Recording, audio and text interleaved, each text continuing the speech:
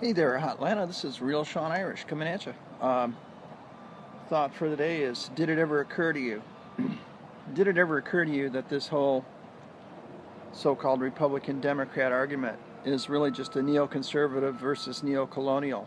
And that's been true since Bill Clinton. Bill Clinton, I think, arguably Jimmy Carter, but Bill Clinton was the first true Democrat.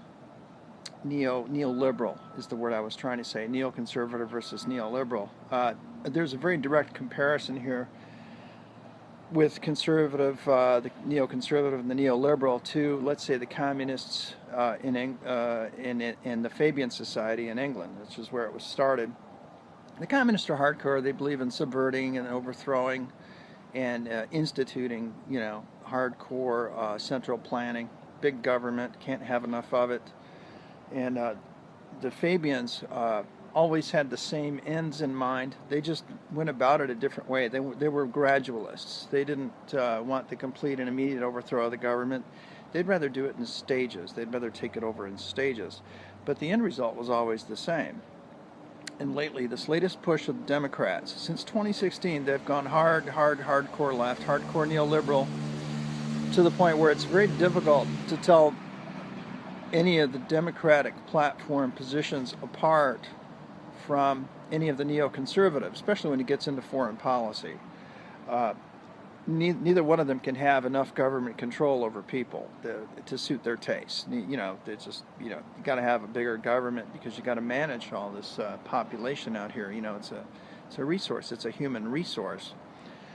So the fact that the Democrats want to go about it a little more gradually than, say, the neoconservatives, the neoliberals want to go about it a little more gradually, that shouldn't shock you.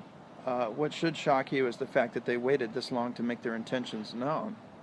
What should also shock you is the fact that of all this talk of Russian collusion, the only Russian absolute proof of Russian collusion anybody can find is occurring with the Democrats. It's Hillary Clinton. It's her campaign manager. We're talking about hundreds or tens of millions of dollars in direct payments from Russian oligarchs, quote, business people. This isn't Putin. This isn't coming out of the Kremlin.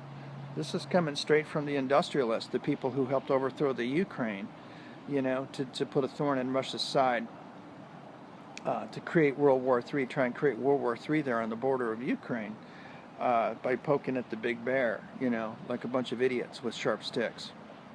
But that's what NATO does. So if you think NATO is either neoconservative or neoliberal, then you're wrong, because, again, it's like arguing between the communists and the Fabians.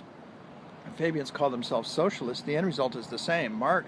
Karl Marx, the person who wrote the Communist Manifesto, did not delineate between communism or socialism. He felt they were all the same thing. So did Lenin. And frankly, since they more or less pioneered it and invented it, you should too, if you're smart. So, did it ever occur to you that the Democrats have been lying to you this entire time? That they're not just Democrat, they're not just socialist, they're communist, they're big government, and the government can't be big enough or controlling enough as long as these self-appointed geniuses themselves are in charge of it, which means they're in charge of you and your life. It's exactly what they want. Did it ever occur to you that the Democrats have been lying to you? Did it ever occur to you? Well, it should, and it better occur to you very quickly, because time is getting short.